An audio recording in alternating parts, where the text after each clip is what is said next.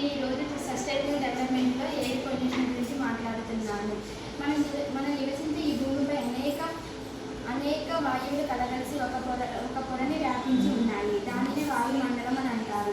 వాయుమండలం దానికి మరో పేరు వాతావరణం. ఈ వాతావరణంలో అనేక కాలుష్యాలు జరుగుతున్నాయి. ఒకటి భూ కాలుష్యం కావచ్చు, వాయు కాలుష్యం కావచ్చు, జల కాలుష్యం కావచ్చు. వాయు కాలుష్యం వల్ల ఈ వాతావరణంలో వాయు కాలుష్యం జరుగుతుంది అంటే దాని ముఖ్య కారణం మనమే.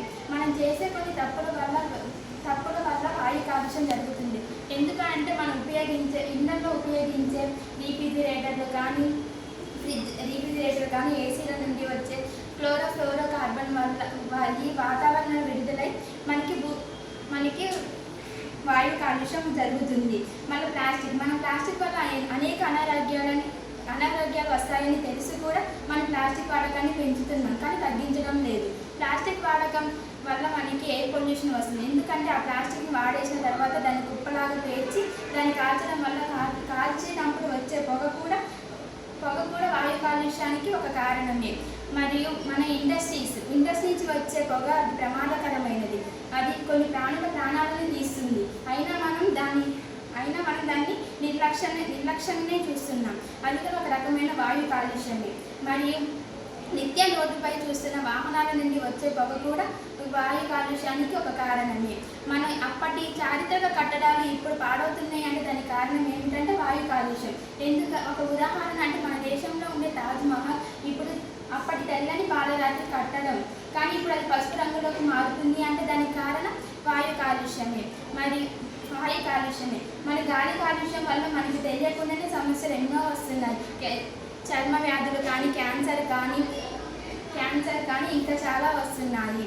ఈ గాలి కాలుష్యం వల్ల మనం చెట్లను నరికేస్తున్నాం. దాన్ని నరికివేయడం వల్ల గాలి కాలుష్యం ఎక్కువ అవుతుంది, కానీ తగ్గించలేకపోతున్నాం కదా. ఈ గాలి కాలుష్యం వల్లనే మనకి చాలా అనారోగ్యాలు వస్తున్నాయి.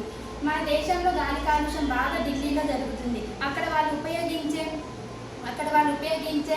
ప్లాస్టిక్ కానీ, లేదంటే ఇండస్ట్రీస్ నుంచి వచ్చే పొగ కానీ, లేదంటే ప్లాస్టిక్ కానీ అక్కడ బాగా జరుగుతుందని మనం అర్థం చేసుకోవచ్చు.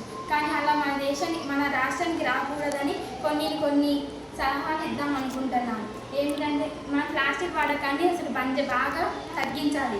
ఎందుకంటే ప్లాస్టిక్ వాడడం వల్ల మనకు అనేక రోగాలు వస్తున్నాయి. కాబట్టి ఇప్పుడు ఒకవేళ మనం ప్లాస్టిక్ని బంద్ చేసినాం అనుకో, దాన్ని రీయూజ్ ఎలా చేయాలి, లేదంటే రీసైకిల్ ఎలా చేయాలి. ఒక వ్యక్తి డాక్టర్ వాసుదేవన్ ఆయన ప్లాస్టిక్ని ఉపయోగించి తార్ రోడ్డుని చేశాడు. అది మన దేశానికి ఎంతో ఉపయోగపడింది. అలాగే మనం కూడా ప్లాస్టిక్ నుంచి ఏదైనా ఒక తయారు చేసి మన దేశానికి కానీ మనకు కానీ ఉపయోగపడేలాగా చేయాలి. ఈ వాటర్ ప్యూరిఫై ఎలాగుందో మనం ఒక ఎయిర్ ప్యూరిఫై అనే మిషన్ని తయారు చేసినాం అనుకో, అది ఇండస్ట్రీస్ నుంచి వచ్చే పొగని ఆ పైపుల ద్వారా ఎయిర్ ప్యూరిఫికేషన్లోకి పంపిస్తే మన వాతావరణంలో కొంచెం గాలిని కాలుష్యం తగ్గించవచ్చని నా అభిప్రాయం. అంటే ప్రతి ఒక్కరం చెట్లను నరికేస్తున్నాం. నరికివేయడం వల్ల గాలి కాలుష్యం పెరుగుతుందే కానీ తగ్గించలేకపోతున్నాం. ఒక చెట్టు నరికైతే 2 చెట్లను నాటాలని నా అభిప్రాయం. చెట్లను నాటాలి, అడవులను పెంచాలి అన్నది నా యొక్క లక్ష్యం. దానికి కారణం ఏమిటంటే ఇప్పుడు మనం ఒకరి వల్ల అయితే కాదు, మన భారత పౌరులం కాబట్టి అది అందరం చెయ్యాలి. మన దేశం భావి తరాలకు ఎలా అందించాలంటే ఏ కాలుష్యాలు లేకుండా కానీ పచ్చని చెట్లతో మన భావి తరాలకు మనం అందించాలి మన దేశాన్ని. అది భారత పౌరుల ఒక లక్ష్యంగా పెట్టుకోవాలని నేను ఆశిస్తున్నాను.